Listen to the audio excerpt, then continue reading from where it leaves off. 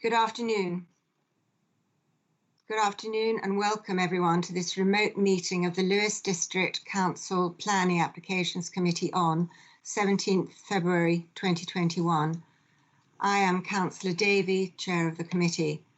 This meeting is being held remotely in accordance with the recently published government regulations.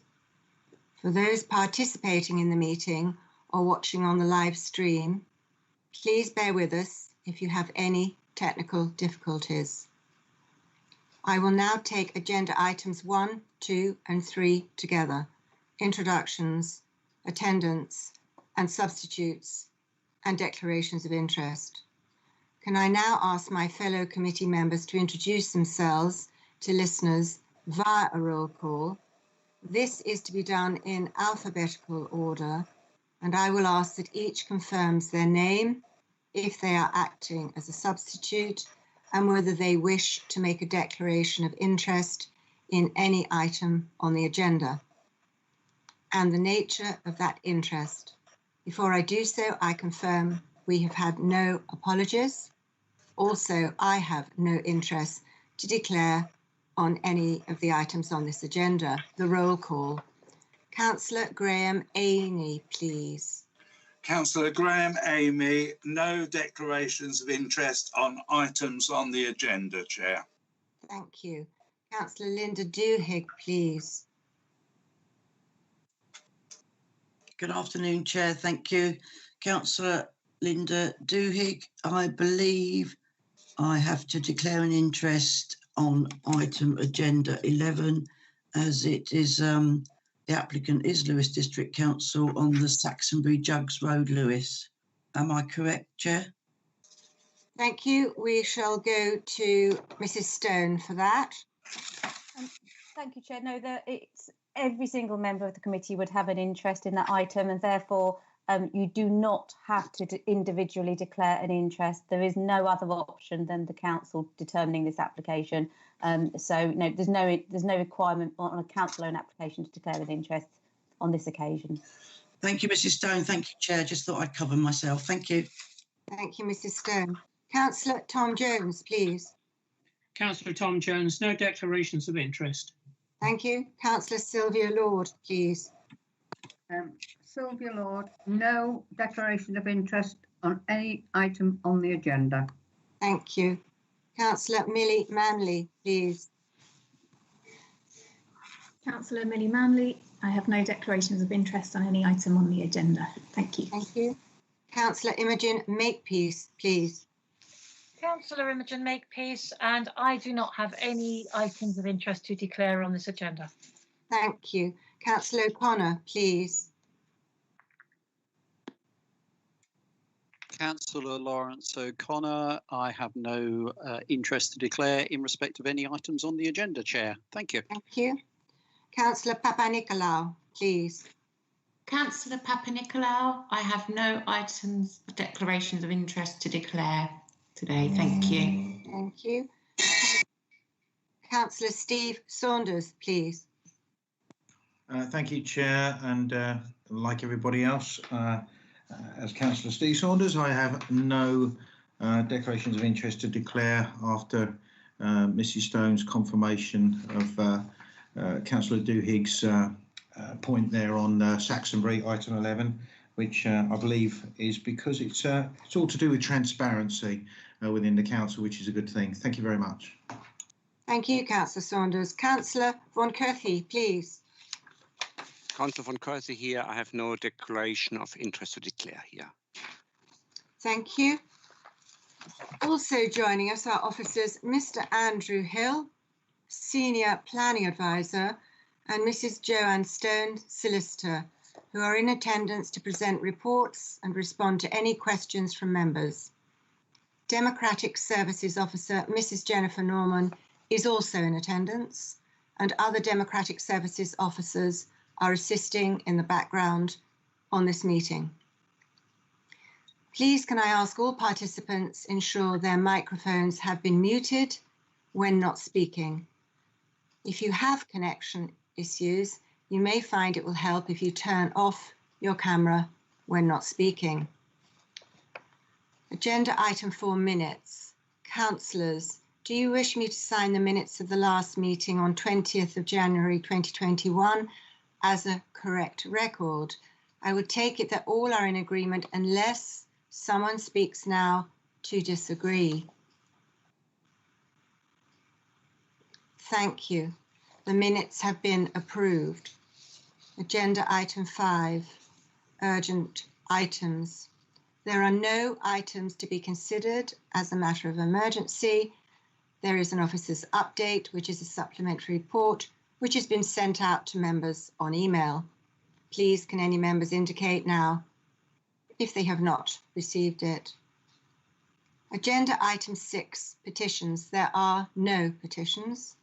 Agenda item 7, written questions. There are no written questions from members pursuant to Council Procedure Rule 12.3.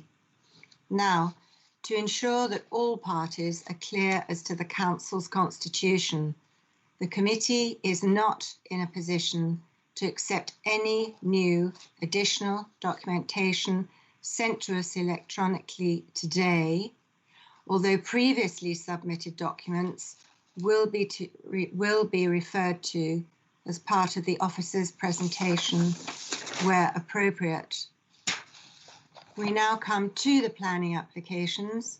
For those unfamiliar with the procedure of planning applications, first there is a presentation by planning officers, then we would normally hear public speakers. However, live public speaking has temporarily been suspended during remote meetings.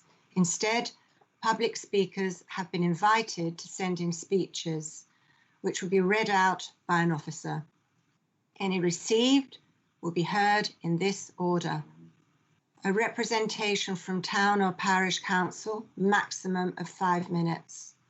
Up to 3 speeches from objectors, a maximum of 3 minutes each.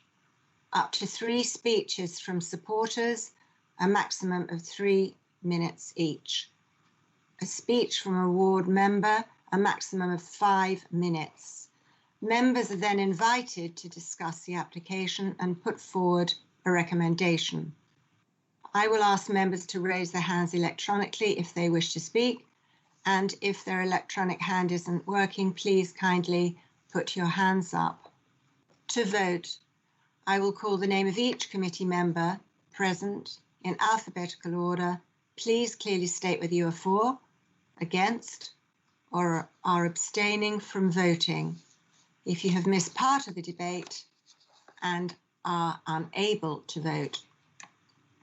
It is essential that members are present for the entire presentation and discussion of the application to be able to vote on that item. If a member very briefly loses their internet connection, this may not disqualify them from voting on the item, provided they seek clarification as to anything they may have missed as soon after they have reconnected.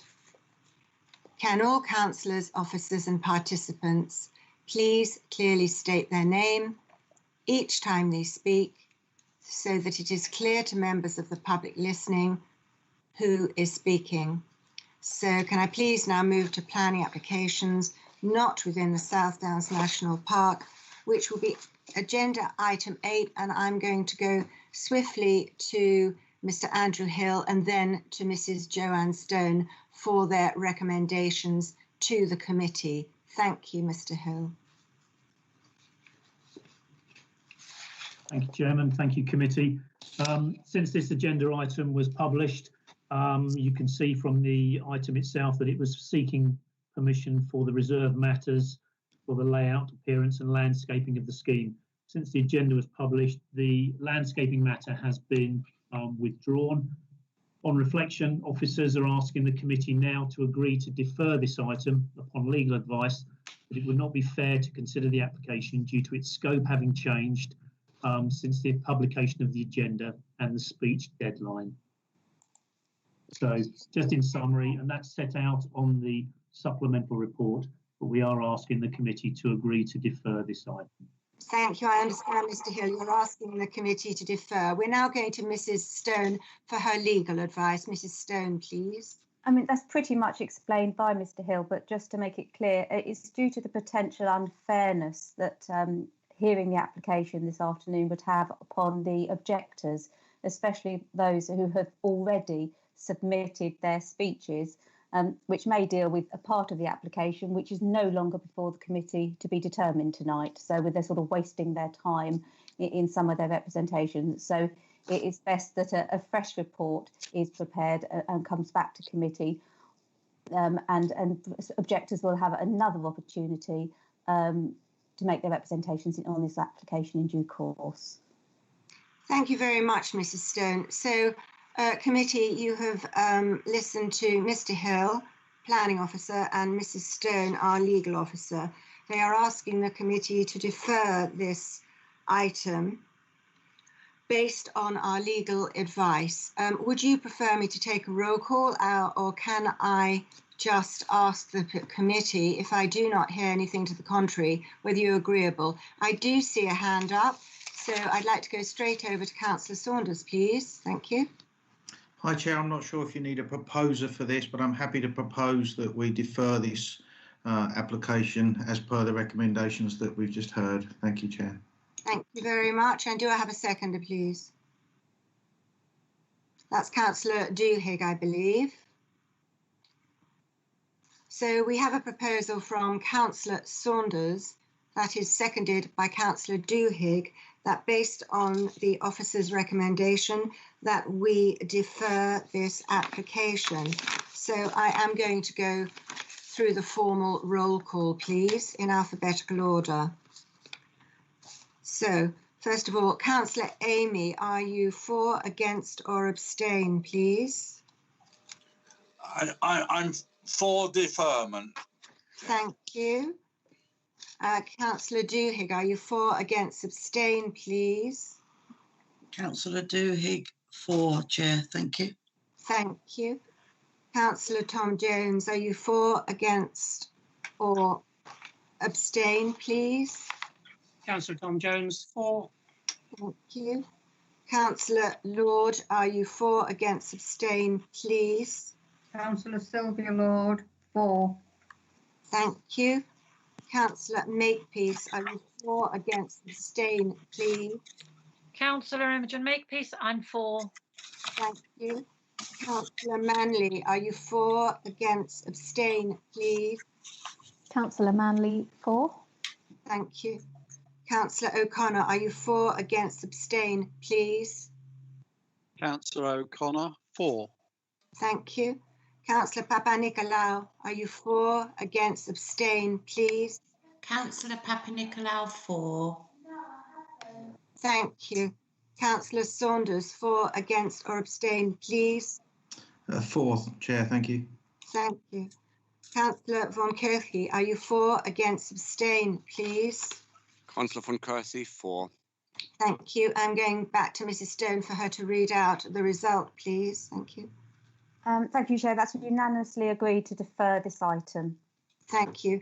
So application number LW/20/0245, location land to the east of Bridgelands, Barkham Cross, BN8 5BW, has been deferred. Thank you.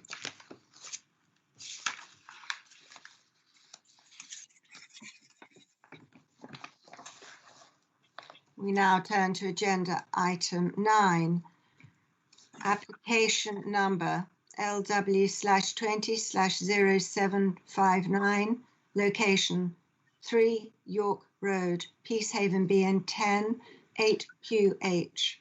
Proposal: single-storey rear extension, roof conversion to include raising ridge height, installation of 2 number dormers and 6 number roof lights, erection of rear-facing first floor, Juliet balcony, rear pergola, new vehicular access and garage conversion. Applicant Mrs. Alexandra Fry, Ward, Peacehaven East. Mr. Hill, please. Thank you. Thank you, committee.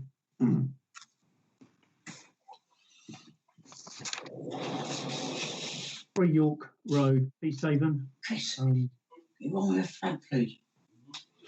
Before we go on, I'll just a couple of points of clarification on page 23 of the agenda. Paragraph 6.1.1 should be Peacehaven Town Council, not Telscombe. That was a typing error. Apologies for that. And just some clarification on section 7 on page 23, neighbour representations. 5 representations were received. I'm just explaining this. 2 objections from number 11, Wellington Road. 1 objection from number 9 and a subsequent neutral representation. So that's 2 from that property. And the 5th one from number 21, Bayview. Just for clarification, because as a quick read, it only totals 4, or there are 5 representations themselves. Going to the screen here, I'll just to highlight number 21, Bayview. This is the source of one of the objections, and the other 2 properties are number 11 up and number 9, the neighbour. So those 2 properties are some way off in Wellington Road. This is the application site, as you can see from the site plan, quite heavily hemmed in on all sides by existing residential properties. Showing you an aerial photo because it will show you, give you a better idea of the site and its surroundings. This is the application property here. Got a conservatory on the rear. Proposal is to raise the ridge approximately 2 metres, and it will move the ridge from this location approximately in line with the just past the apex of the smaller subsidiary extension here. So the ridge will move over towards the west, and the roof will be extended approximately 2.5 metres to the rear, just to encompass the area taken up by the existing bungalow. By moving the ridge over, and again, this will come through on the plans I'm going to show you in a minute, but by moving the ridge over, it allows greater headroom in the roof space. So this side of the roof will extend over to approximately this point, which is level with the end of a ground floor extension here. So where they're just beyond this shadow line is where the eaves of the roof will extend to. Proposal also involves 2 dormer windows, and again, that's skirting back through the plans. 1 window will be located approximately here, and 1 on the other side. And these will be to a hall and to a bathroom. The other things to point out from the aerial photo is the proximity of properties on the eastern side. This property in itself with a garage on the boundary, and with this property here with a single-storey extension on the rear. Its amenity space largely down to the southern side. And on the eastern side, you have a couple of properties here already with dormer windows, which from reflection and from the photographs appear to be sort of habitable room bedrooms. This property, which is one of the properties which submitted objections, has a garage which is tight up to the boundary with the application property, and a conservatory, but its main amenity space in between the garage and the flank elevation of the property itself. So moving on now, the top slide here shows you the existing layout. This is just orientated round slightly, I'm afraid. So east is at the top, west where the neighbour's property is, which I just showed you, is to the bottom. So this is the existing layout with the conservatory at the rear. What they're proposing is to, as you can see from the ground floor plan here, is that the building will be extended out as far as the conservatory, which will be replaced, and the roof extended over over sail. There's a point here, you can see the dashed line. This is where the roof will come to, the eaves of the roof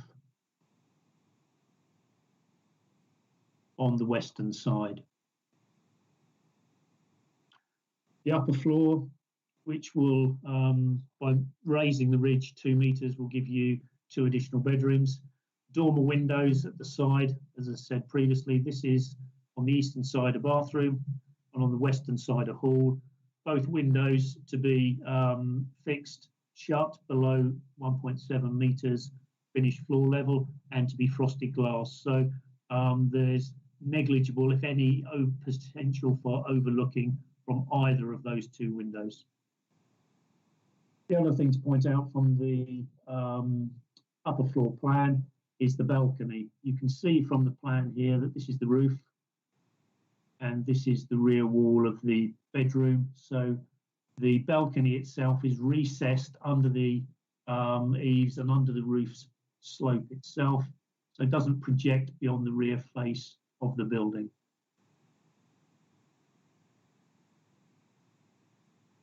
This is just a comparison roof plan as exists and the plan as proposed. So yes, there's an increase in the roof form by moving the eaves from here to a point level over here, which you can see on the proposed plan.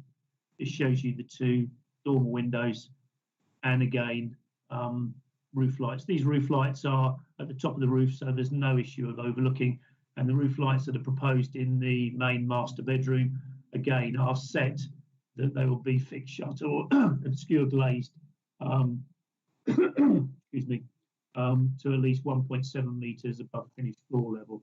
So again, negating any potential for overlooking or loss of privacy from those bedroom roof lights. Comparison of the extensions. This is the front elevation, and below is the proposed elevation from the front. Now you can just make out the pitched roof of the existing bungalow here. So this gives you an idea of the fact that it's going to be raised 2 meters and set slightly over towards the west, bringing the roof pitch closer to the western boundary. But the garage here, which is due to be converted to additional habitable room, the roof form will not be altered, neither will the flank wall. It won't be brought any closer to the neighbouring property. These are just the side elevations, just again to show you the height, and bearing in mind that the windows in here are set to be obscure glazed and fixed shut below 1.7 meters. You can see that these roof lights are well above that threshold of 1.7 meters. So there's certainly no overlooking from any of the roof lights on either the east or the west elevation. And then just going back to the other side, again, a similar arrangement with the dormer window and the roof lights above 1.7 meters finished floor level. This is the rear elevation showing the conservatory that will be removed and replaced with the new 2.5 meter extension to the rear. And that extension will be built out to the existing wall, and this bit is the bit which oversails. So this is a void going back through to the rear elevation of the building. For the upper floor, the balcony here is set into the roof slope. So again, doesn't project, doesn't allow any looking towards the east or the west. Just showing you some photographs of the site now. This is the application property when viewed from York Road looking south with its integral garage. This is the garage for the neighbouring property over here, number 21. Again, standing on the corner of York Road and Cliff Avenue, Wellington Road. Showing the application property and the slope of the roads and how the buildings step down as the gradient of the road goes downhill. So it'll be raising this about 2 meters, but still retaining the broad form of a bungalow, which again is very synonymous and typical of the area. Just moving further along York Road now, this is in front of number 21. The reason to show this is you can see through the Google Street View the location of the bungalow and their garage, and the extension itself will be, the 2 meter ridge will be about here and will then slope down to a point level with the drain pipe. So the building itself, the extension and the dormer window is still set approximately 7 to 7.5 meters off the boundary. This is a view taken along Bayview Road between the neighbouring properties. And again, this is number 21, and you can see over the top, this is the application property. So the roof will be raised 2 metres, extended back to take in where the conservatory is, and there'll be a dormer window here as detailed in the plans. And then just a couple of photos from the back of the property showing the conservatory, roof up here, which will come down and oversail this void area on the ground floor. So the eaves of the roof will now be extended to this point here and will pitch back to a point approximately here, 2 metres above, and then pitch back down.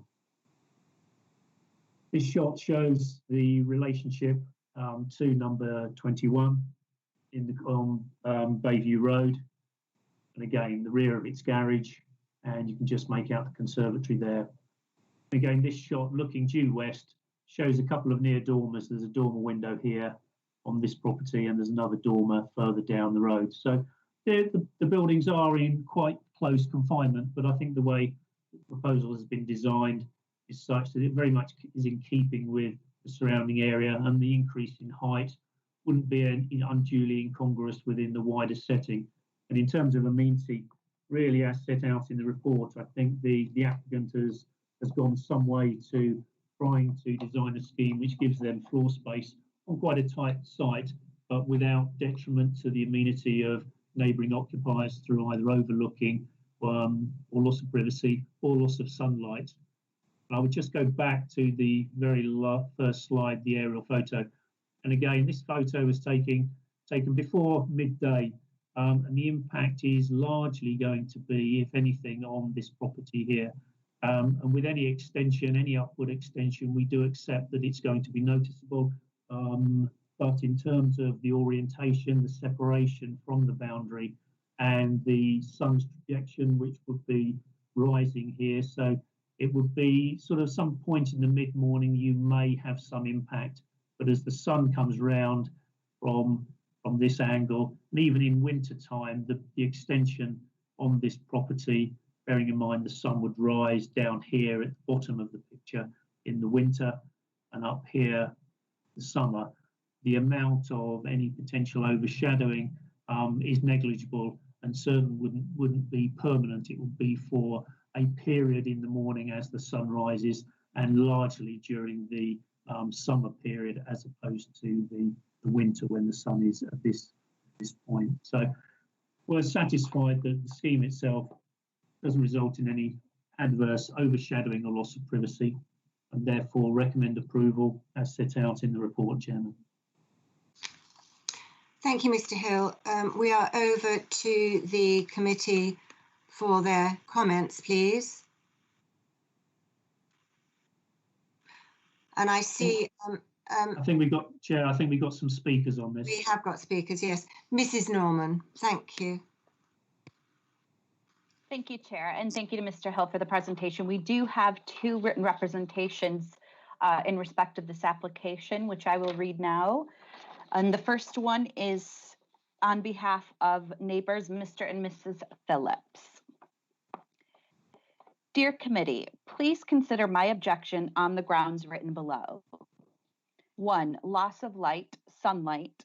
When the sun rises from the east, the extra height which the roof is being raised, we will lose sunlight into our garden, lounge, conservatory, and kitchen. 2, noise and disturbance. The proposed swimming pool, which backs onto our garden, we experience noise from a swimming pool, which is noisy enough, and that's 4 doors away. So being right on the back garden will be an annoyance. 3, out of character. The rear of the property with balcony does not fit in with the area. It's overlooking everyone's rear gardens. It's too modern. No consideration. Privacy for others in the area. 4, overdevelopment. Rear extension. It's not leaving much room between our back gardens and the new extension, plus the proposed swimming pool. 5, overbearing structure. The structure of the building is built on a landfill site, which 30 years ago we wanted to buy it. However, we couldn't get a mortgage on it because the structure was deemed unsafe. 23 years ago, the previous owner did a botched repair of the underpinning, so the extra weight will cause more subsidence to the building and surrounding properties. 6, overlooking, loss of privacy. The proposed dormers and roof lights overlooking our garden, lounge, conservatory, and kitchen. I know the dormer is frosted glass, but what's saying months down the line they change it to clear to benefit the views west. Also, the roof lights aren't frosted, and there are 3 of those overlooking as stated above. 7, overshadowing. When the sun rises from the east, the extra height which the roof is being raised, we will lose sunlight and shadowing in our garden, lounge, conservatory, and kitchen for most of the morning. There are 12 houses losing their privacy from their gardens and looking into their homes. There has been no consideration of the surrounding neighborhood, the overlooking, and the noise from the pool when being used. Lewis District Council, please consider everyone's privacy, not just so someone can benefit from the sea views. This application has to be refused on the above grounds, especially the risk of subsidence. Kind regards, Mr. and Mrs. Phillips. So that concludes the first of 2 representations in respect of application LW-20/0759.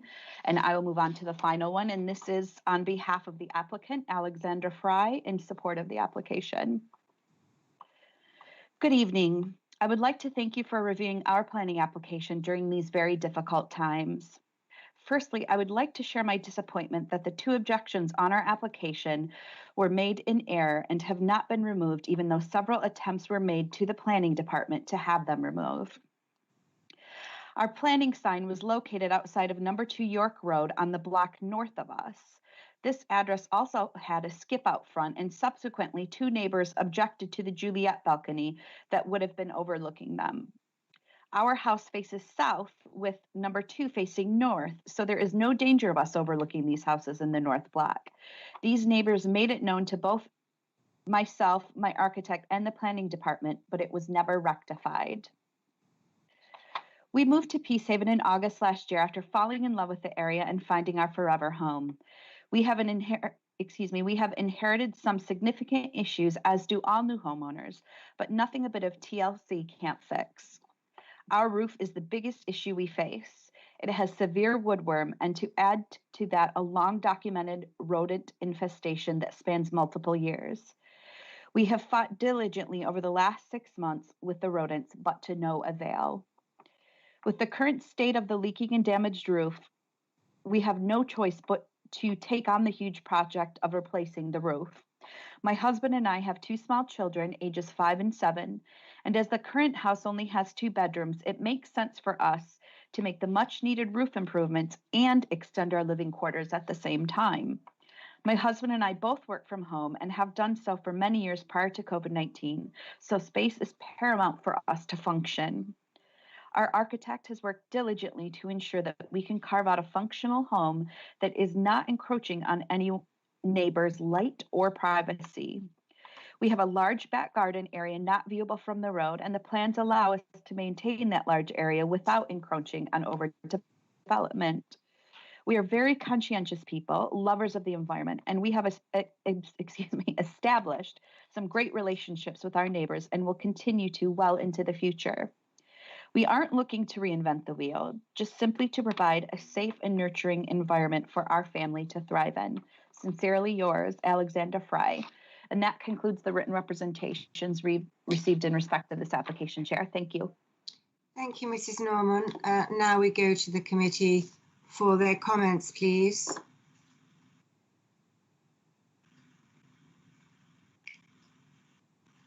Councillor Saunders, please. Thank you. Thank you, Chair. Just listening to the objections, just a point of interest here. It would be useful if when Jennifer reads them out, just to add the address if that's possible. I don't know if there's any issues with that. I think I've worked out that Mr. and Mrs. Phillips are from 21 Bayview Road. I'm assuming that's correct because in the report that we've got, it mentions the loss of light, noise, disturbance, etc., etc. So I presume that was what it was. She also read out within those objections mentions of a nearby swimming pool. I've looked on Google and the nearest one I can find is actually, I believe, around number 11 Wellington Road, which is quite some way away. She also read out objections regarding the overlooking, loss of privacy, etc., which I think the officers have covered off in their report here, where the frosted glass, etc., and the height of the Velux windows, or the roof lights, as I should say, not using a trade name, shouldn't actually cause any privacy issues or overlooking. So I'm reasonably happy with that. Also, these mentioned within the objections were some references to a previous landfill site and subsidence, which unfortunately is not a planning issue. It's down to building control that will be at the time. So it's, unfortunately we can't take that on board, and hopefully if it goes through local authority building control, they'll pick up on that. So as I say, the main objections seem to be from the neighbouring residents regarding overlooking, loss of light, which I think has all been covered off. The town council, and I know that this has been mentioned before by, I believe, Councillor Makepeace or Councillor Duhigg, about the fact that item 6.1 in the report refers to Telscombe Town Council, and apologies if I missed that, but that should be Peacehaven Town Council in the report. But those objections regarding out of keeping with the street scene also don't seem to hold much water, because there are a number of neighbouring properties which have got roof lights, dormers, etc. So I'm reasonably happy with the officer's recommendations at this juncture. Happy to come back later if you're looking for a proposer or seconder, if you would come back to me at that point. But at the moment, before I listen to everybody else, I'm grateful for Mr. Hill's report, which seems to be quite succinct. Thank you. Thank you, Councillor Saunders. And I see Councillor O'Connor, please. I think Mr. Hill wanted to come back on something there. I'd happily step aside for Mr. Hill to speak first. Thank you, Chair. Yeah, just a point of clarification. Just going to go to the plans. There is on the ground plan here a small swimming pool proposed, but that in itself doesn't require planning permission and hasn't been sought, but it is shown on the plan. So it may be that to which the occupants of number 21 are referring. And just for your information, that is the edge of their garage. So their property is over here. And just in site plan, the proposed small swimming pool would be tucked in here. And apologies. Half of it would be under the roof. Sorry, Chair, if I may just come back quick briefly. It was just the way that it was being described in the objection. It was about an existing swimming pool. And I was aware that there was one on the plan, but it was referring to an existing swimming pool. That's why I looked on Google, and the nearest one I could find was about 100 metres away, at least, as the crow flies. So that's why I made that point. But thank you. Thank you, Councillor Saunders. That's clear. Over to Councillor O'Connor, please. Yeah, thank you very much indeed, Chair, and thank you, Mr. Hill, for the report. I am interested in this because of the design in the area and the type of housing in the area, which is, as we know, mostly bungalows. And I think slide 21 that Mr. Hill showed was a street scene from slightly to the east, looking back at the house and the proposed development, and it will one will notice that the raise in the roof height will make it stand out a lot more than other houses or other bungalows in the area. And it's interesting to note that recently the emerging neighbourhood plan for Peacehaven and Telscombe has had a consultant's report completed. It's only in draft at the moment, but it does say about the area one common characteristic includes the roofscape, which mainly consists of hipped or pitched roofs. No particular style of material defines this character area, as the buildings are varied. So there is an acceptance really in this plan, or what's going to be a plan, hopefully, that there is quite a variety. But in this particular area, there are no houses or bungalows of this particular height. So it will stand out. So it is a question of judgment whether it stands out and is overdevelopment, in my view. And so I just wanted to make that point, and I wondered whether Mr. Hill would just allow us to go back to slide 21, which is this picture, just to show that it will stand out compared to other bungalows in the area, and will be quite distinctive. And that may be not a reason that Mr. and Mrs. Phillips mentioned, because they were talking about the overdevelopment at the back of the property, but more to do with overdevelopment at the front of the property. I'm not saying it is, but I just wanted the committee to be aware of a perception of this, so that they can consider when they're making their decision. And of course, I'm sure Councillor Duhigg will come back at me if there is something wrong, because I think that may be your ward, isn't it? So, but just a thought. Thank you very much indeed, Chair. Mr. Hill? Yes, I'm happy to do that. I'll just reiterate that as well. Again, going back to the aerial photograph, and I think Councillor O'Connor's comment is very fair. There is a particular typology of the roofs in the area. As you can see, they're very similar. Certainly in this view. What I would add is that when you look around the area, you have a quite steeply pitched property here. You also have a quite contemporary roof over here and a much larger roof form on this side. And again, that's without discussing the ones behind where this picture was taken.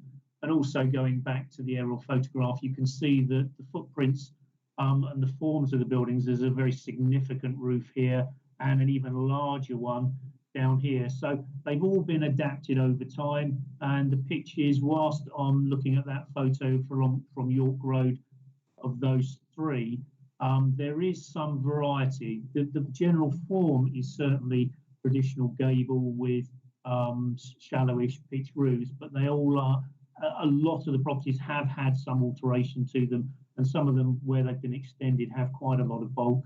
And again, there are the odd one or two where there is a slightly different form which has crept into the locality, should we say. But the comment, yes, very, very fair comment, that generally when you look along that street, York Road and down here, that it's very much typical bungalows with gable ends and pitched roofs. Thank you, Mr. Hill. Councillor Duhigg, please. Then Councillor Jones, please. Thank you, Chair. Yes, I obviously agree with, excuse me, I shouldn't have said that word, endorse, if you like, what Mr. Hill has just said in his comments regarding the area. The slide 22 is not quite correct, where the single property shown on the slide 22 is no longer there. There's three bungalows, but they still fit in with the surrounding area. As Mr. Hill has quite rightly said, there are different styles of bungalows in the area, and as quite rightly shown, the dormer windows in neighbouring properties are of similar height. I know we're talking about this area in particular, but when one travels west of the site within 2 roads, there are a number of properties that have the same pitch roof height with dormer windows. So it's nothing new to the area. And I note what the town council has said regarding their objections. I can obviously wait until other colleagues have said what they're going to say, but I am minded at the moment to move the recommendation of the planning application to approve. Thank you, Chair. Thank you. Councillor Jones, please. Thank you, Chair. Well, I've looked through all the documentation, listened to what everybody has to say, And I'm of the mind too that I'd approve this. In fact, I'd like to put forward a proposal that we accept the officer's recommendation for approval. Thank you. Do I have a seconder? Councillor Saunders, thank you. I don't see any more hands, and I think that Mr. Hill has given his description. So we are going to, I still see no hands. So we are going to... Chair, Councillor Jones has got his hand up. I'm not sure if he's aware or not, but he has got his hand up. Sorry, Chair. I think it's... Thank you for that. I don't think he wants his hand up, really. No, I don't. Thank you. So we have a proposal on the table from Councillor Jones, and that is to support the officer's recommendation of approval subject to planning conditions, and that is seconded by Councillor Saunders. So we will now go to the roll call. All those in favour of supporting granting planning permission. I will now call each councillor in turn. May I see a response from Councillor Graham Amy? Are you for, against or abstain, please? Councillor Graham Amy, for, Chair. Thank you. Thank you. Councillor Duhigg, are you for, against, abstain, please? Councillor Linda Duhigg, for. Thank you, Chair. Thank you. Councillor Jones, are you for, against, abstain, please? Councillor Tom Jones, for. Thank you. Councillor Sylvia Lord, are you for, against, abstain, please? Councillor Sylvia Lord, for, Chair. Thank you. Councillor Imogen Makepeace, are you for, against, abstain, please? Councillor Imogen Makepeace, I'm for. Thank you, Chair. Thank you. Councillor Millie Manley, are you for, against, abstain, please? Councillor Manley, for. Thank you. Councillor O'Connor, are you for, against, abstain, please? Councillor O'Connor, for. Thank you. Councillor Nicola Papanikolaou, are you for, against, abstain, please? Councillor Papanikolaou, for. Thank you. Councillor Steve Saunders, are you for, against, abstain, please? Councillor Steve Saunders, I'm for, Chair. Thank you. Thank you. Councillor Christoph von Kirthy, are you for, against, abstain, please? Councillor Christoph von Kirthy, for. Thank you. So approval has been granted subject to planning conditions to application number LW/20/0759, location 3 York Road, Peacehaven, BN 10 8QH, proposal, single story rear extension, roof conversion to include raising ridge height, installation of 2 number dormers and 6 number roof lights, erection of rear facing first floor Juliet balcony, rear pergola, new vehicular access and garage conversion. Applicant Mrs. Alexandra Fry, Ward, Peacehaven East, and approval has been given. Thank you. We now turn to agenda item 10, items in the South Downs National Park. Thank you. Application number SDNP/20/04009/HOUS, location Cedar Cottage, Church Lane, Kingston, BN7 3LW, proposal, demolition of single-storey addition, proposed replacement 2-storey side extension with associated landscaping, change to cladding colour, replacement windows and new roof lights, new balcony to south elevation, and new outbuilding. Applicant Mrs. V. Holden, Ward, Kingston Ward. Mr. Hill, please. Thank you.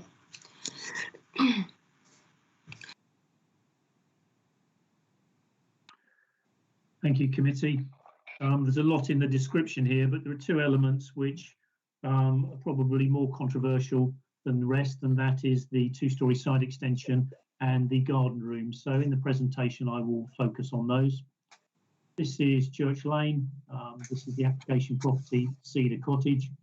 And a couple of things to point out here. Firstly, the proximity of the nearest adjacent occupier in dormers. and the position of that building, which is set back behind Cedar Cottage itself.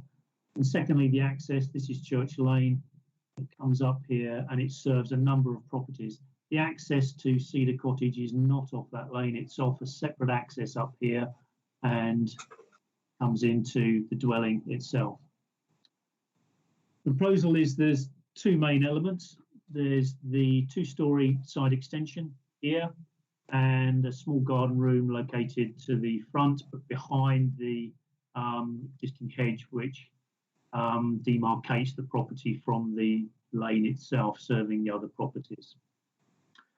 Just sticking up an aerial photo here, which gives you a good representation of the proximity of the application property and the adjacent property dormers. The existing single-storey extension, and a bit of description here. The proposal is to remove that and to rebuild a two-storey extension on pretty much the same footings, albeit that the front elevation is set back slightly further from the front of the main dwelling than the existing is, but it will have the same footprint to the side and the rear, the same alignment. It'll still maintain the gap which currently exists between it and the existing boundary vegetation, which varies from 1 metre to approximately 1.3, 1.4 metres at its widest. And it is proposed to add an extra storey to this, which will replicate visually the form of the very strong and dominant gables on the main dwelling itself. And that'll be evident from the plans that I'll show you in a moment. The access, as I say, this is the track which serves a number of properties, but the access to Cedar Cottage itself is just tucked behind in here and runs up behind the hedge line to its parking area here. And it's in this location approximately that they're proposing to put a very small, modest garden room. This is looking along that access track, which accesses the other properties. Cedar Cottage is over here on the left-hand side, and the garden room will be located largely behind this vegetation.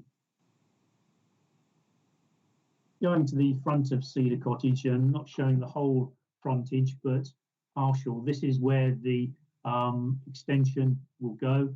The single-storey element will be removed, rebuilt pretty much, as I said, on the same footings, albeit slightly set back at the front. And again, the thing from both of these photos to note really is this is the neighbouring property of Dormers, which you can see over the hedge line there.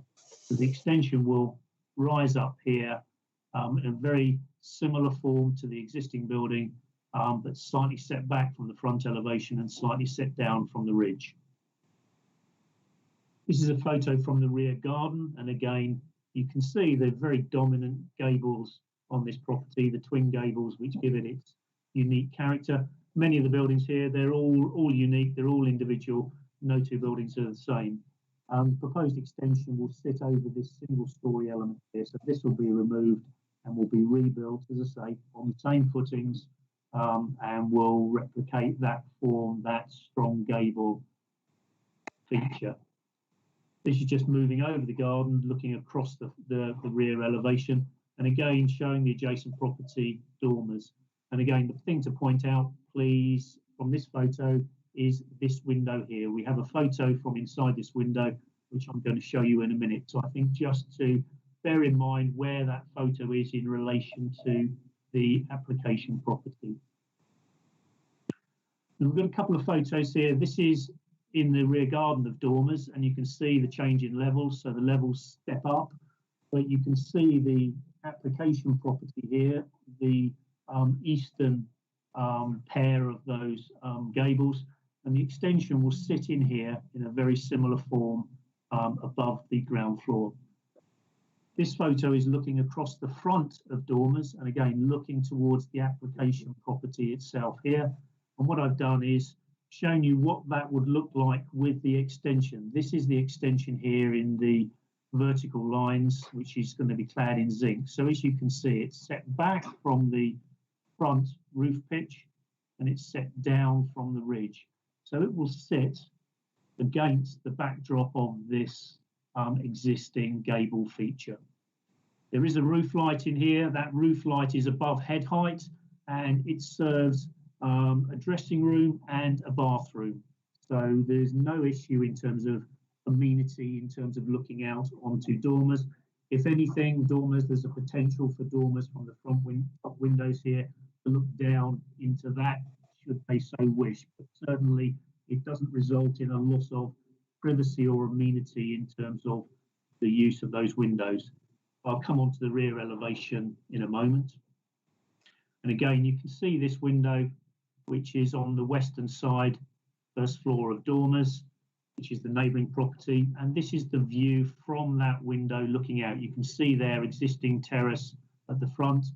So as I said, with the extension sitting in this area here, and with that roof light here, there is, if anything, a potential for them to look down into that. But the applicant is aware of that, and that is how they decided to design their scheme. The second photo here shows you that side window, which I pointed out earlier.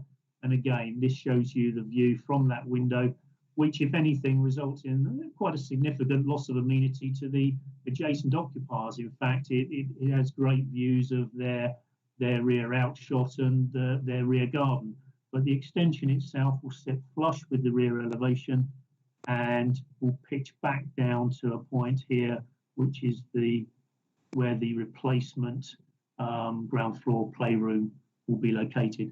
This is the rear elevation, so this is the first time you've seen the elevations of the building.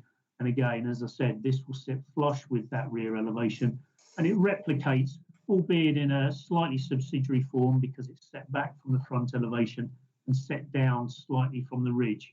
But as opposed to doing anything that's too blocky, it's been very carefully designed to give you a contemporary extension clad in zinc, but something which replicates and reflects the overall form of the existing building.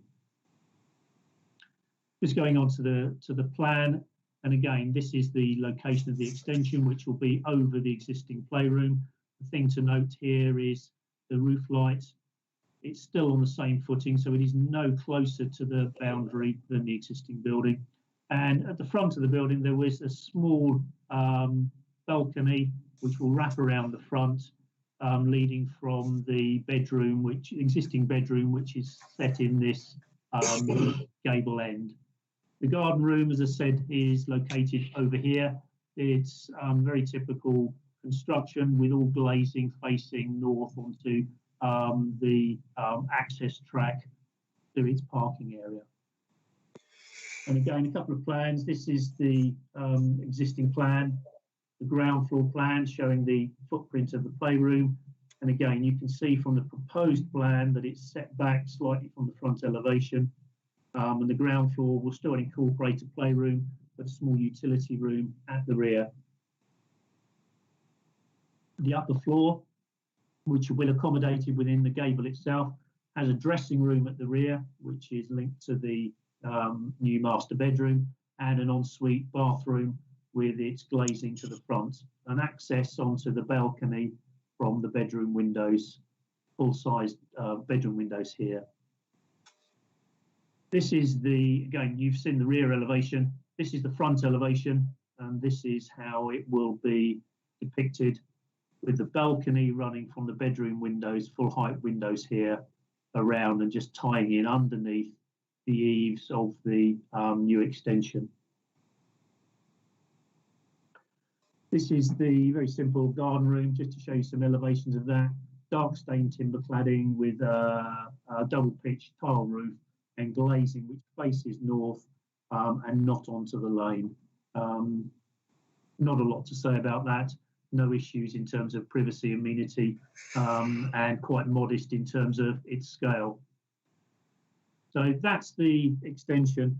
The only thing I'd say is in terms of policy, national park policy, in terms of its size, there's a threshold of a 30% increase on extensions for dwellings of this nature.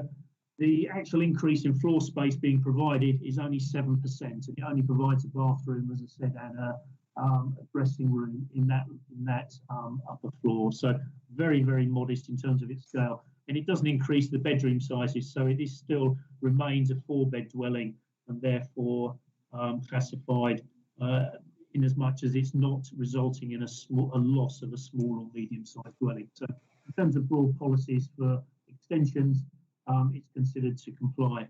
Yes, it is finished in a different material, but that is something sometimes to be encouraged. It allows the extension itself to read as an extension to the main house and not something that tries to copy or to just disappear. It is quite contemporary, but it does reflect the overall built form of the existing building. So in terms of its design, it's considered to be a good contemporary solution to provide the floor space that the applicant wishes. In addition to the extension itself, there's also going to be a number of other more modest alterations to the building in terms of changes to the penetration. And if you look back at the elevations themselves, you can probably see that some of the fenestration is probably looking a little bit tired and due for some modernisation. So those changes to the building together with the extension are welcomed.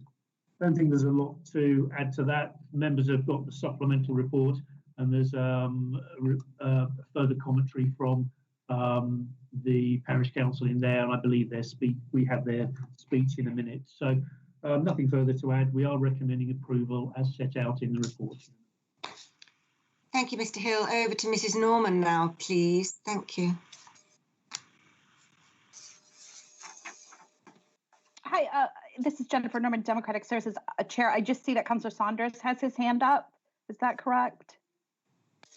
I am guessing that Councillor Saunders had his hand up to speak after. No, Chair. Sorry, sorry to interrupt you in your mid-flow there. No, I do have my hand up, but I'm happy to wait till after Jennifer's read out, and I apologise for preempting that. Sorry, but I have got my hand up to speak yes. Once she's finished. Thank you, Chair. I would guess that. Thank you, Mrs. Norman. Thank you, Chair, and thank you to Mr. Hill. We have 5 written representations this evening in respect of this application. One is from the Parish Council, and I will begin with the written representation on behalf of Kingston Parish Council. And I believe viewing the broadcast, we have the Chair of Kingston Parish Council, Councillor Fiona Harrison, as the attending councillor. So. Thank you for giving Kingston Parish Council the opportunity to comment. We continue to object to this application. Number 1, the extent of the development. SD 31 states that the increase in floor space of the existing dwelling should not increase by more than approximately 30%.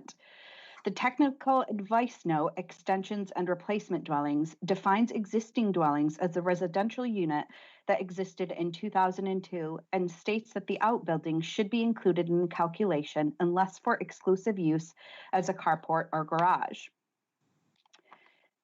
The planning officer's calculation does not appear to take as a baseline the house as it was in 2002 and excludes the outbuilding.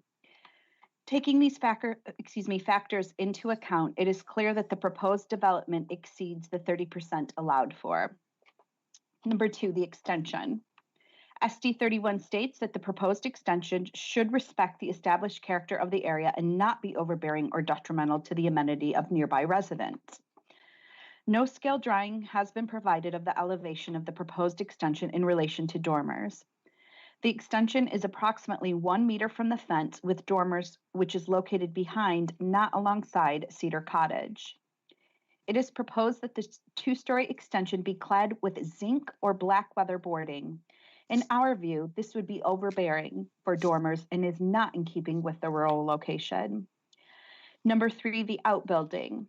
The planning officer has recommended in his revised appraisal that the outbuilding is a garden room / home office, example, not a garage or carport. SD 32 states the outbuilding should usually be located alongside or behind the main building. This outbuilding is alongside / in front of the neighboring properties. No technical drawings have been provided of the outbuilding in relation to Field Cottage or Well Bar. The land slopes downward from Field Cottage, which is higher, to Well Bar, which is lower. It appears that Well Bar will be significantly overlooked and light blocked. It appears from the plans that the outbuilding will have sheet glass windows facing Field Cottage, which would be intrusive for Field Cottage and out of keeping with the rural area. Number 4, car parking. There is now no garage or carport, and it appears no provision for parking. Number 5, inconsistencies. Cedar Cottage is not accessed from the shared access driveway with 6 other houses, as stated in the planning officer's appraisal. It shares access only with Field Cottage. Nor is this a new build. Field Cottage was refurbished. Number 6, construction management plan. If any planning permission is granted, a detailed construction management plan must be agreed. Access is difficult via a shared driveway. It is a rural area, extremely busy with pedestrians, including children getting to school and walkers accessing the South Downs, as well as cyclists and horse riders. Any large construction vehicles would create significant hazards. Thank you. And that concludes the first of 5 representations received in respect of this application, and I will now move on to the objections, for which we have 3. And the first one received is on behalf of a neighbor, Mr. Ken Whitehouse. Good afternoon. Dormers is immediately to the east of Cedar Cottage and the property most affected by this application. Our main objections are: first, the size of the extension contravenes policy SD 31 of the SDNPA local plan. This requires that no extension should increase the floor space of an existing dwelling by more than 30%. According to the guidance notes on the application of SD 31, this should be measured with respect to the floor area of the dwelling as at December 2002. This new application increases the floor area to over 50%. Second, the wall of the extension nearest to dormers is only 1.2 meters from the boundary between the 2 properties. Whilst the proposed extension uses a similar footprint to a previous extension, this was only a single-story construction. It is partly hidden from the dormers by a land of hedging. The 2-story extension is 7.2 meters high at its apex. The minor adjustment to pitch will not prevent earlier and longer shadowing. We will oversee the extension from all of our front and side windows, just one small oblique side window as wrongly stated in this application. This extension would be detrimental to us in terms of its overbearing nature, loss of light, and in contravention to policy SD 31. Third, the proposal does not respect the established character of the area, nor does it complement the appearance and character of the existing dwelling as required by SD 31. An essential feature of the character of this area is the generous spacing between the existing houses. The reduction in the spacing between our houses at the first floor level would be clearly visible. This is not the case with the existing single-story extension. Again, the development should be in contravention with the existing character aspects of policy SD 31. Possibly contravention of SD 31 guidance on rural resizing by describing it as a 4-bedroomed when a 5th first-floor habitable room is proposed. Fourth, properties in the area are characterized by an architectural style using bricks, wood cladding, or painted rendering as the external finish. The use of zinc sheeting for the wall cladding and roof is inconsistent with the design and appearance of other residential or agricultural buildings in this neighborhood. The view from Dormer's deck would be of an austere and featureless wall of dark metal, 36 square meters. The proposal is in contravention with SD 31 concerning respecting the character of the local area. It contravenes policy SD 5, which requires development proposals will only be permitted where they respect the local character through sensitive and high-quality designs respecting neighbor amenities. The proposal, SD 11, includes removal of long-established hedgerows. Boundary excavation impact ignored, no attempts to consult neighbors, no car parking proposals included. We believe the proposed application significantly contravenes a number of the local plan SDNPA's local policies. We would urge the Planning Committee to reject this application to ensure respect for the important character and valued amenities of Dormers and the South Downs Park. Thank you. And that concludes the second of 5 representations on this application, and we will now move on to the third, and this is from the owners of Well Bar, close neighbors Jennifer and Gabriel Barton. We cite the following grounds for this objection. 1, environmental. The bridleway, the north part of Church Lane, is heavily used by local residents, school children, and walkers, many accessing the national park. It is on the fringe of the village of Kingston and has a rural feel, with open fields and Kingston Hill to the west and limited property development to the east. The proposed single-story outbuilding, height 4.9 meters, with its austere black weatherboarding, would be clearly visible to these users and must be regarded as visually inappropriate. Number 2, the effects of development on the southern side of the Cedar Cottage site. The 2-story side extension, proposed to replace the single-story one, would impact on dormers with the resulting loss of privacy to house and garden. Its cladding, black weatherboarding, and zinc sheeting is out of keeping with the semi-rural setting. These details are being dealt with elsewhere by the owners of that property.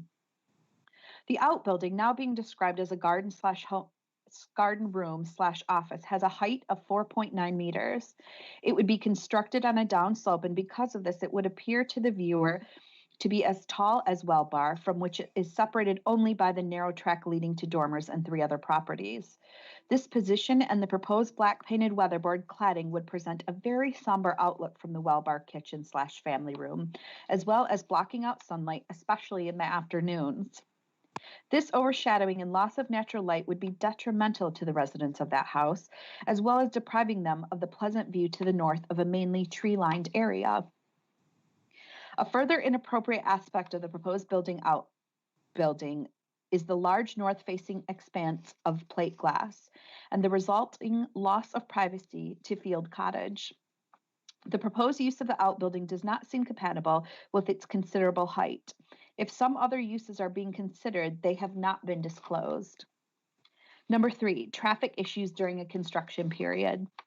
No traffic management proposal is included in the plans. The bridleway is narrow and heavily used by pedestrians, calling for limitation to the timing of deliveries, many of which are likely to be large lorries entering the site through a narrow opening to unload and on parking of construction workers' vehicles. Thank you. And that concludes the 3rd representation. We'll move on to the 4th. And this is from the neighbor, Nick Hancock, in objection to the application. Comments / corrections in response to the Planning Authority appraisal. Paragraph 8.1. Cedar Cottage is not accessed from the shared driveway with 6 houses. It is shared access with Field Cottage alone. 8.4 and 8.5. Calculations of floor space expansion size are incorrect and are based on the current expansion policy. Policy SD 31 states expansions dated from the 18th of December 2002, new or extensions to detached annexes, and any substantively constructed outbuildings will count against the 30% maximum. Base calculations should be on 176 square meters as additional works completed in 2006, which are LW/76/1330 and CP/06/5053/BRECEC, and in 2009 in application LW/09/0243 were not included, adding 38 square meters, and proposed SDNP/20/04009/HOUS adding 59 square meters. Example, total is 97 square meters added and a 55% increase. 8.6, the appraisal states, what was once a small cottage, now with a bulky extension, is therefore largely unfounded, being that works would only add an additional 7% to the existing dwelling.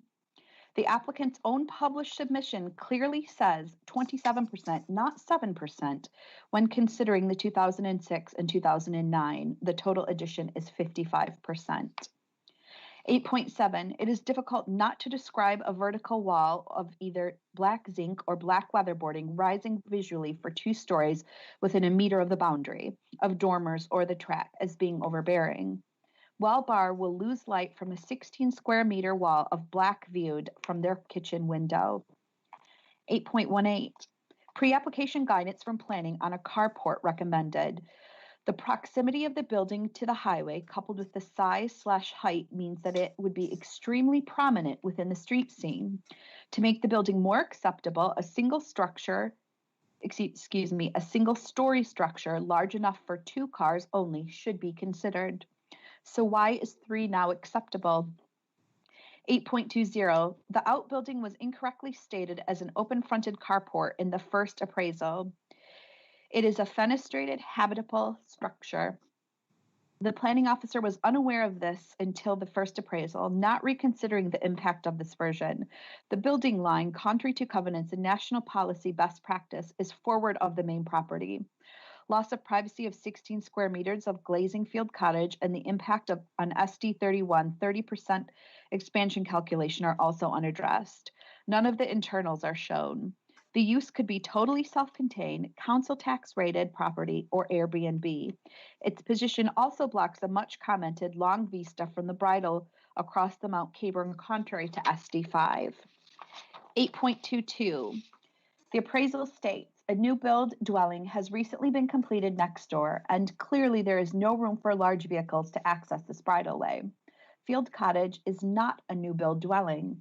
It is a refurbishment. Field Cottage has had to temporarily widen the access onto our land for larger vehicles to pull totally onto the site. Once the gate across Field Cottage Drive has been established to contain our dog, Cedar Cottage will need to widen the drive across the scrubland to allow larger vehicles turning access. Thank you. And that concludes. Chair, could I just interrupt and ask what address that objection came from? Because it remarked on gardens and so on. I'm looking on the plan. I want to imagine where that objection came from. Might I suggest, Mrs. Norman, should we go to Mr. Hill for that? I can answer that, Chair. Yes, just to keep members to keep in mind, not all speakers include the address for public disclosure, but on this case, Mr. Hancock is in Field Cottage, which is a direct neighbor. Thanks very much. Thank you. That makes it easier to understand. Thank you. Sorry to interrupt. Yep, that's okay. Thank you. Councillor Saunders, should we go straight to you, or would... No, excuse me, we're not finished yet. Sorry. Now move on to the final written representation in respect of this application. And this is from the applicant in favor of this planning application. Number 1, the applicant submitted a pre-app for the proposed development SDNP/20/00521/PRE and has reduced the size and height of the extension and outbuilding accordingly. The case officer is recommending approval with conditions, and the applicant accepts the proposed conditions. 2, a revised block plan, location in block plans 1614/E/100/A has been submitted to correct the position of the outbuilding. We confirm that the outbuilding would be located wholly within the site and would be set 0.7 to 1 meter from the boundary with Church Lane. 3, a revised site plan. Proposed site plan 1614/P/100/A has been submitted to correct the position of the boundary where a fruit tree was proposed. The fruit tree has been relocated to the west of the proposed outbuilding. The outbuilding would provide a garden room / home office and be set approximately 8 to 9 meters from the frontage of Well Bar on the other side of Church Lane. The outbuilding would be due northwest of Well Bar so that there would be no overshadowing effect. Well Bar has a substantial hedge to the front, which already reduces the outlook and light to Well Bar's frontage. Therefore, the proposed outbuilding would not cause detrimental impact to this property. There are other outbuildings close to Church Lane, including Well Bar, and the double garage to the front of Dormers. Therefore, the outbuilding would not be incongruous to the street scene. Number 5, the proposed first floor side extension would be a modest addition that hips away from the side boundary immediately above ground floor eaves height, thus having a minimal impact on dormers and the street scene. The extension would be a minimum of 1 meter from the boundary with dormers, which itself is set back from the extension and approximately 2 meters from the boundary. Dormers is also positioned upslope of the extension, and there is some substantial hedge on Dormers' side of the joint boundary. The size of the proposed extension complies with policy SD 31, as total extensions since 2002 would amount to 18.4%, well below 30% allowed. The applicant accepts that the planning condition recommended by the planning officer, requiring that the first floor flank and rear windows are obscure glazed and non-opening below 1.7 meters above floor level. The balcony is positioned on the frontage and set from the proposed side extension so that any potential overlooking of the dormers would be very limited. The zinc cladding would comply with fire regulation, and its finish can be controlled by condition. There is a wide variety of houses, styles, and materials in the locality. Therefore, a zinc cladding would not have a detrimental impact on the street scene. 6, construction traffic.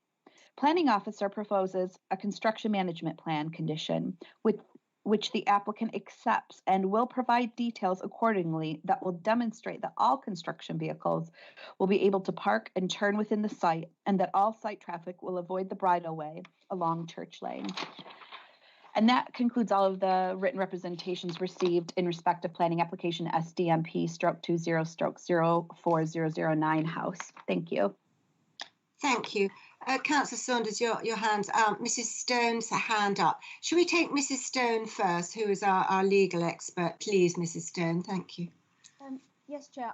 Through you, Chair, I just wanted to check with Councillor Papanikolaou. I don't know if anyone else noticed, but I don't know if she lost audio or sound during that application, and just a reminder to all councillors that if they are unable to hear the whole of the presentation, they can't participate or vote in the item. I don't know if you can hear me, Councillor Papanikolaou. Did you have Hi, problems? can you hear me? We can hear you very well. Yes, I can see everything, but I can't get on audio, but I can see everybody and everything. Can you hear? I've just got an awful echo and having problems. Yes, can you, I think Mrs. Stone's saying, were you able to hear all the Yes, heard everything, yes. Mrs. Stone? That's absolutely fine. I just wanted her to confirm, because it looks like she was having some difficulties throughout Mr. Hill's presentation. I just wanted to make sure that that's all sorted. Thank you very much, Chair. Thank you. Thanks. Thank you. Councillor Saunders, would you like to speak first before we go back to Mr. Hill to run over a few things? Would you like to start? Chair, I'm happy for Mr. Hill to run over a few things if he wants to. It may impact on what I have to say and the questions I need to ask. Thank you. Thank you. Mr. Hill, there's been a number of comments as far as the permitted increase and such like. Perhaps you would like to respond to those comments, please. Yes, very briefly. Yeah, the supporting text gives you that threshold of approximately 30%. Yes, there's some leeway in that, and the National Park will allow that to go up to 40-45% in some instances, but it's on a case-by-case merit. I think notwithstanding that policy and the increases, yes, I think that we could have given you a more accurate data in terms of where the property's been extended, but it's clearly, I'll just go to share my screen. Extensions to the main dwelling are clearly that single-storey element. You have the wraparound bit at the back of the property as well, and the side here. But I think notwithstanding that, what you have today in front of you is a relatively modest increase over what has been allowed previously. And I think what you have to do is to look at that increase and say, is that the straw that breaks the camel's back? The only floor space that you're gaining from what is being proposed is the bathroom and dressing room above the single-storey element, allowing for the fact that that's going to be demolished and rebuilt slightly smaller as a footprint on the ground floor. The upper floor is, again, if you look at that additional floor space in relation to the whole property, and this is the first floor, and this is the ground floor. I think as a point that we often come back to is that notwithstanding that policy, I think you have to also show there's some demonstrable harm from that. And now that may not be floor space increase per se, there may be other elements of the scheme itself. But, you know, I've listened to the comments made by, that have been read out to you. And again, looking at the floor plan, the extensions that are clear from this plan, and I don't have access to the National Park system at the present time, is this area here, this area at the back, which oversails this open area, and the playroom itself on this side. So looking at those figures, then yes, I would say that those together and looking at what you have on the upper floor here probably already equates to somewhere around that 30% mark. And again, I think that I haven't got a scale rule and I don't have the plans in front of me, but that's a rough ballpark figure. So it's really whether that increase of that first floor actually tips the balance and the committee think, yeah, that is the straw that breaks the camel's back. It's contrary to SD 31 and justifies a refusal. Thank you very much for that explanation, Mr. Hill. Councillor Saunders, you've been very patient. Thank you. No, not at all. I'm glad that Mr. Hill answered. Actually, what was one of my queries was the reference to a lot of being raised on the dates and proportionality. Restrictions over the additional development and proportions, etc. So, thank you for that. I've just like to. There's a couple of things which I think have been addressed in the suggested conditions. Which is regarding the roof light, and it is in the conditions there that the roof light that seems to be an issue with some of the objections is being asked to be obscure. So that's one of the things which I think covers that off. I also see there's various conditions over the construction works, and that there needs to be a plan presented to the officers before the actual application, if we are minded to approve, goes through. But there are a couple of things that I would like a bit more information on.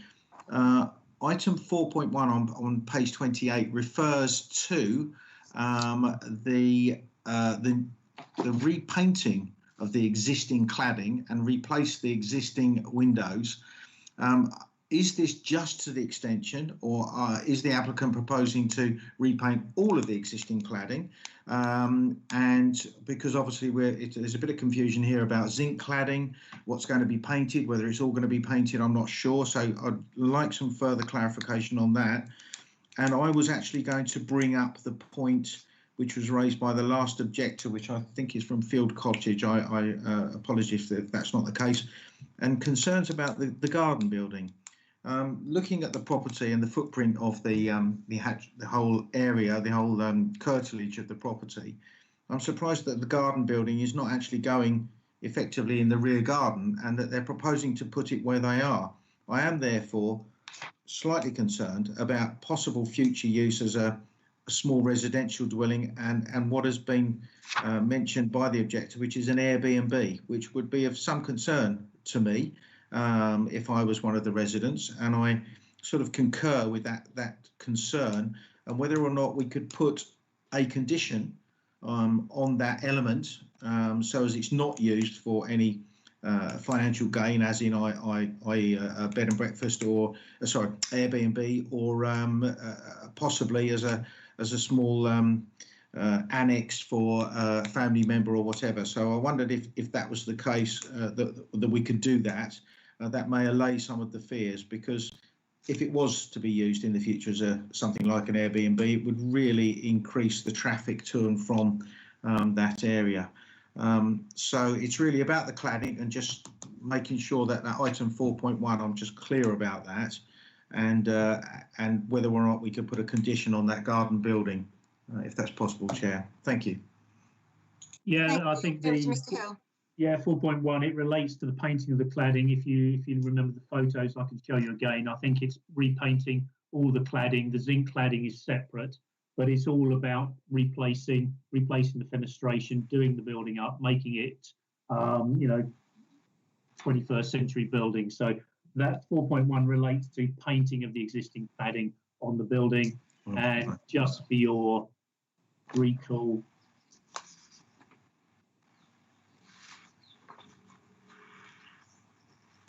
that's the state of the cladding as is at the moment. So all the existing cladding will be done and the windows will be replaced. And again, in terms of I think a point just to raise, looking at the size of these windows as they exist now and what's actually proposed on the front elevation, there's not a great deal of difference. So I think it'd be hard to argue that there's sheets and sheets of new glazing being added. These are full height windows. And again, on the existing building here, you've got full height windows here. So I think it's just about taking those out and replacing them in pretty much the same location, the same form, and painting the cladding. In terms of the condition, yes, we could add a condition if members were concerned with the use of that building. We would normally put a condition on just preventing its use other than ancillary to the property itself and name that property. It's probably harder to restrict it for rental out, and if you were to stop it being used for Airbnb, for example, what's the difference between that and another relative coming and staying for the weekend in their car and staying in that accommodation? So we would normally just put a condition on to restrict its use to that which is ancillary to the main dwelling. If members were so minded, we could probably go as far as to say as a home office or as ancillary accommodation to the dwelling itself. I think that's probably about as far as we could go in terms of meeting the test of a reasonableness in terms of conditions. Chair, thank you. If I may come back. Yeah, it's just that I remember there was a property that we gave planning permission for in Newhaven, and I thought that we restricted its use or put some condition in that for not to be allowed for hire or reward or something along those lines. It was a property on the corner of Valley Road and Lewis Road in Newhaven, and my colleague Graham Amy will remember that one, I think, because we had to bring that to the attention of officers later on. Because it was actually being used for that. So that was that. I'm happy if that condition goes on, if other members are happy. And thank you for clearing up the cladding. I was a little bit concerned about the fact that it might all be zinc or whatever, but I'm happier now. Thank you. And also, are there any conditions about the actual fenestration itself, Mr. Hill? Sorry to take up other members' time, but are there any conditions that they've got to come back about the whether it's timber windows or whatever? Thank you, Chair, and that's me finished. Thank you. Mr. Hill. There aren't any conditions, but again, if the committee want to suggest a condition that details of the materials for the windows and the zinc cladding, including its colour treatment, shall be submitted to, then we can certainly add that on should the members go with a recommendation for approval. Thank you, Mr. Hill. I can see your hand. Councillor Manley, please. Thank you. Hello, Councillor Manley. I feel quite torn about this application, and I can see the exterior of the building needs some attention. But I do have concerns about the size and the objections from neighbours. If it were possible, which it's not, I would be minded to approve the new garden building and not the extension in its current design. But I just wondered if there were any of the images that Mr. Hill had on his presentation that could just show us how the zinc wall might appear to the neighbours who have said that they would look out a window and see a giant wall of zinc. So I just wondered if you could help us to visualise that. And that's all I have to ask. Thank you. Thank you, Councillor Manley. Yes. This is the slide from the neighbours' Dormer's property, their front sort of patio area. This is their current outlook. with the clay tiled, concrete tiled roof here, and the extension, if you see from the plan below, shows where the new extension will sit in relation to that elevation. So it will sit slightly down from the ridge, about that tile line, and then drop following that pitch down there. So they would see that much of the extension from that position. Obviously more from an upstairs window. You would look down onto that pitched roof. So yes, you'd see the back elevation of the extension and the roof cladding behind the existing vegetation.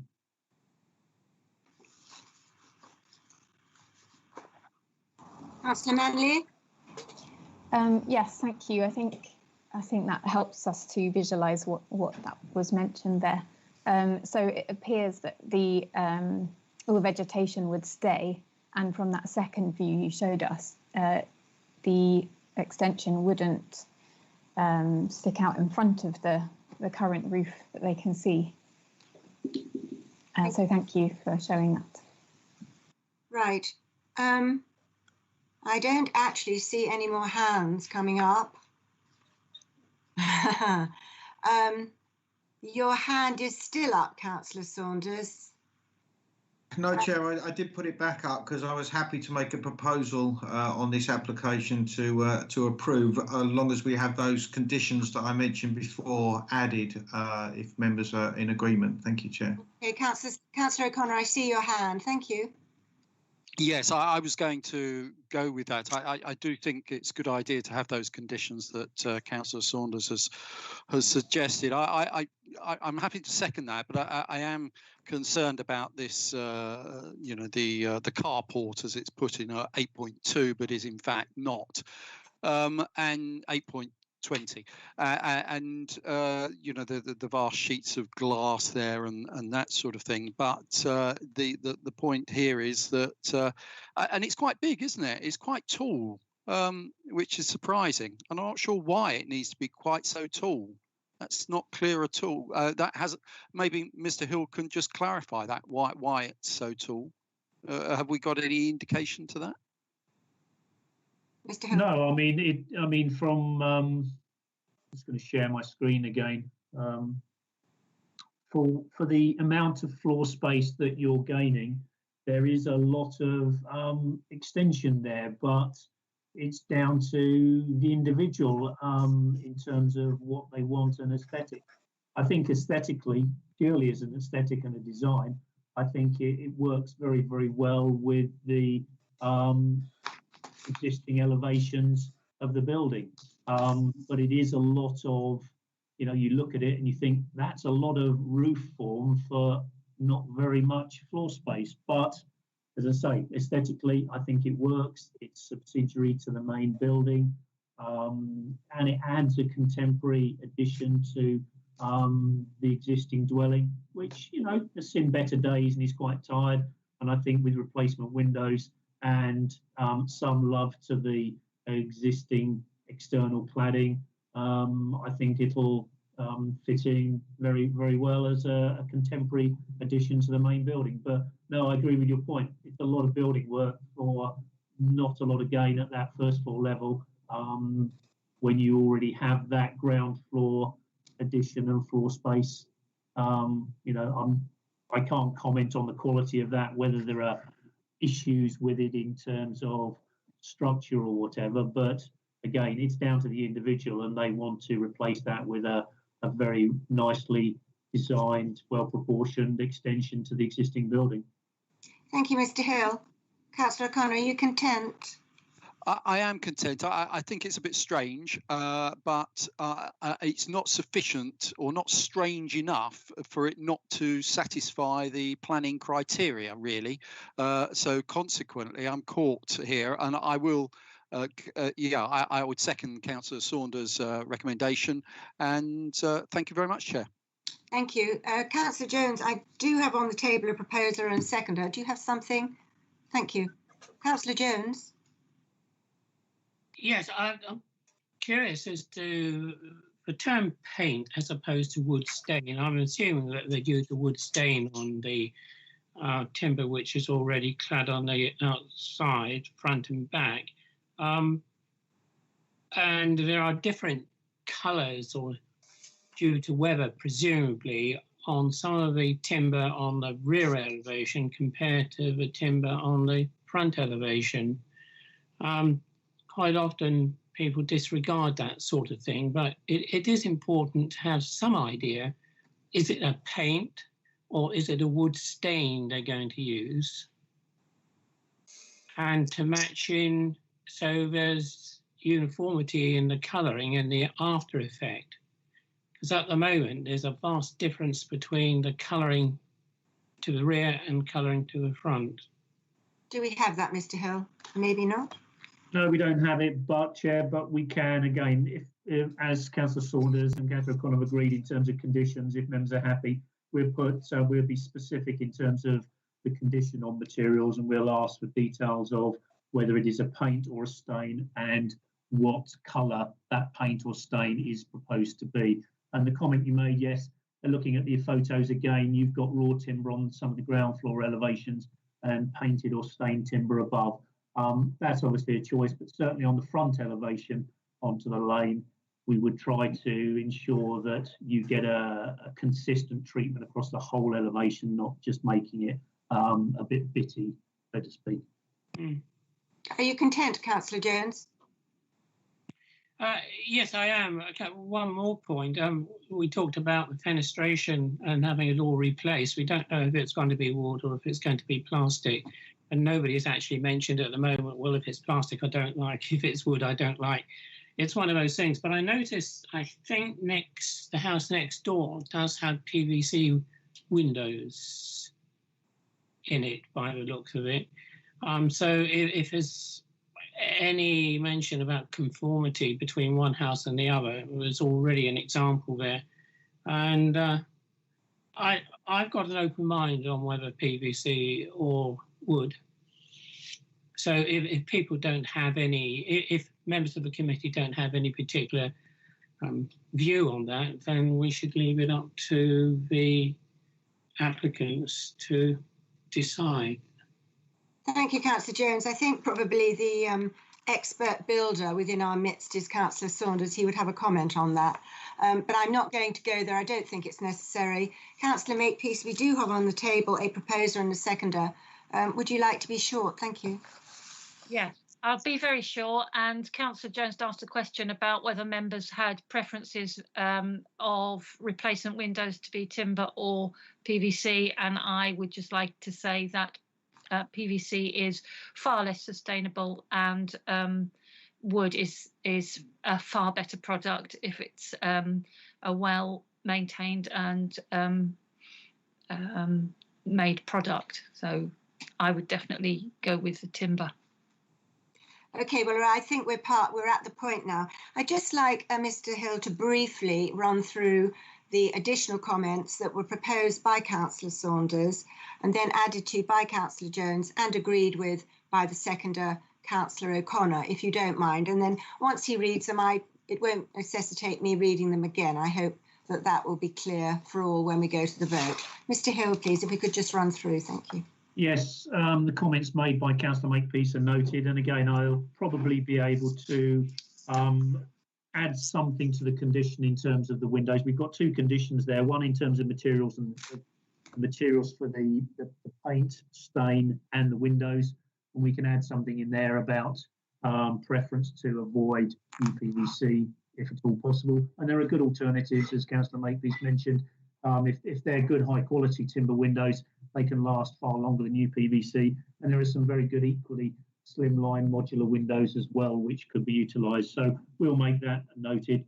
And the second condition was a restriction on the use of the garden room, and we'll put that on that it can be used only ancillary to the main dwelling and not let for financial reward, etc. So that's covered, and I think we can put those two together.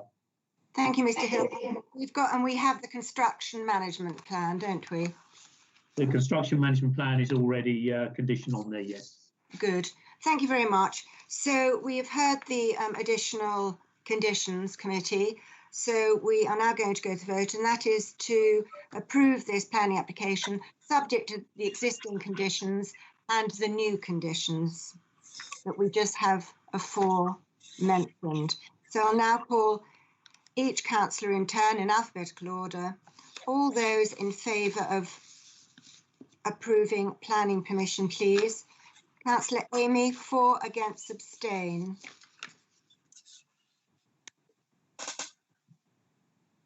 Councillor Amy. You were muted, Councillor Amy. Oh, it's not me, no. No, it's me. Councillor Graham Amy, for. Thank you. Councillor Linda Doohig, for, against, abstain. Councillor Linda Doohig, for, Chair. Thank you.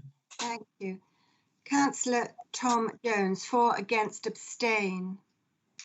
Councillor Tom Jones, for. Thank you. Councillor Sylvia Lord, for, against, abstain, please. Councillor Sylvia Lord, for, Chair. Thank you. Councillor Imogen Makepeace, for, against, abstain, please. Councillor Imogen Makepeace, against. Thank you. Councillor Millie Manley, for, against, abstain, please. Councillor Manley, against. Councillor Lawrence O'Connor, for, against, abstain, please. For, Chair. Councillor O'Connor. Thank you. Councillor Nicola Papanicolaou, for, against, abstain. Councillor Papanicolaou, for. Thank you. Councillor Steve Saunders, for, against, abstain. Councillor Saunders, for. Thank you, Chair. Thank you. Councillor Christoph von Kerthy. Councillor Christoph von Kerthy, I need to say abstain. Thank you. Can I turn to Mrs. Stone just to reiterate the result, please? Mrs. Stone, thank you. Sorry, Chair, I was just counting, and that's 7 votes in favour, 2 against, and 1 abstention. So that vote is carried. Thank you, Mrs. Stone. So the recommendation for approving, subject to conditions, has been approved to application number SDMP/20/04009/HOUS, location Cedar Cottage, Church Lane, Kingston, BN7 3LW. Proposal: demolition of single-storey addition, proposed replacement 2-storey side extension with associated landscaping, change to cladding colour, replacement windows and new roof lights, new balcony to south elevation and new outbuilding with the aforementioned conditions. Thank you, and planning permission has been approved. Thank you.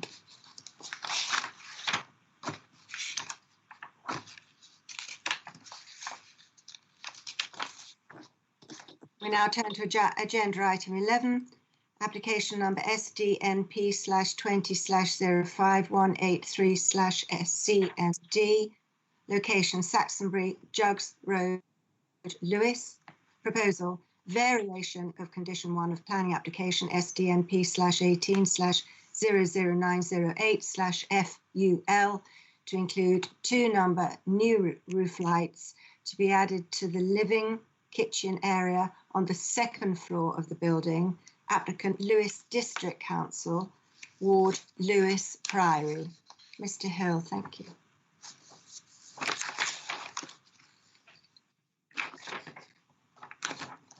Thank you, Chair. As you described, this is a council's own development, very, very minor, at Saxonbury Jugs Road. Consent granted for conversion and renovation works to the building. This proposal is for the addition of 2 Velux roof lights, 1 here and 1 here. And in terms of elevations, they're both on opposite sides of the buildings. Single roof light. You've already got 2 adjacent sides of the chimney, and it'll go in approximately here on the elevation. So 1 on either side of the building, relatively minor, but because it's varying condition 1, which is the plans, in effect it's issuing a new decision, so we have to bring that to the committee for approval. We don't think there's any detrimental impact and recommend approval, Chair. Thank you, Mr. Hill. Does the committee have any comments, please? Councillor Saunders. Thank you, Chair. It's just a brief one. In the plan drawing you showed us, Mr. Hill, it showed that the Velux windows looked slightly higher towards the ridge. In the elevation drawing, they look on the same level. It's a minor point, and it may be that I'm missing something there, but it looks like they're slightly higher towards the ridge. I've got no objections generally to this one, and I'm happy to propose that we grant planning permission for this, Chair. Thank you. Is a response required? No, I think when you look at it and look at the alignment of the other two, I think the elevation is probably the accurate one, and the plan is just sticking them on the plan to show roughly where they are. It'll be head height, so it would be commensurate with the two that have already been approved on the other side of the chimney. Thank you, Councillor Jones. Councillor Jones. Happy to second that. Thank you very much. I don't see any other hands. So we have a proposal from Councillor Saunders and a seconder for Councillor Jones, and that is to approve reserved matters. We'll now go straight to the vote. Thank you. Councillor Amy, for, against, abstain, please. Councillor Amy, for, Chair. Thank you. Thank you. Councillor Linda Doohig, for, against, abstain, please. Councillor Linda Doohig, for. Thank you, Chair. Thank you. Councillor Tom Jones, for, against, abstain, please. Councillor Jones, for. Thank you. Councillor Sylvia Lord, for, against, abstain, please. Councillor Sylvia Lord, for, Chair. Thank you. Councillor Imogen Makepeace, for, against, abstain, please. Councillor Makepeace, for. Thank you. Councillor Millie Manley, for, against, abstain, please. Councillor Manley, for. Thank you. Councillor Lawrence O'Connor, for, against, abstain, please. Councillor O'Connor, for. Thank you. Councillor Nicola Papanicolaou, for, against, abstain, please. Councillor Papanicolaou, for. Thank you, Chair. Thank you. Councillor Steve Saunders, for, against, abstain, please. Councillor Saunders, for. Thank you. Thank you. Councillor Christoph von Kirchhoff, for, against, abstain, please. Councillor Christoph von Kirchhoff, for. Thank you. We'll just go over to Mrs. Stone for her to give us the result. Thank you. Yeah, just to firstly, Chair, just to confirm that the application is not for reserved matters, it's for variation of condition 1, and just to make that minor correction, and yes, it was unanimously thank you. Vote in favour of that. Thank you. The recommendation does say approve reserve matters, but I'm very happy to read out.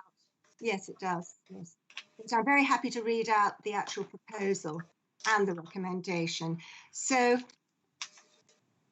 that is, recommendation is to approve reserved matters. I think you're reading the wrong one, Chair. We're item agenda 11. Yes, you're quite right. I've skipped a page. Page 37. Yes, I've got it. So it's the variation of condition 1 of planning application SDMP/18/00908/FUL to include 2 number new roof lights to be added to the living room kitchen area on the 2nd floor of the building. And that is a variation of the condition 1. And the recommendation is approval, and that has been granted. So that is application number SDMP/20/05183/CND, location Saxonbury, Jugs Road, Lewes, variation of condition 1, Lewes District Council, Lewes Priory. So approval has been granted, which concludes our meeting, which is 17:53, and it's only left to say that we will reconvene on the 10th of March 2021 at 4 o'clock. We will close the meeting, please, officers, but can we just hold on afterwards, officers and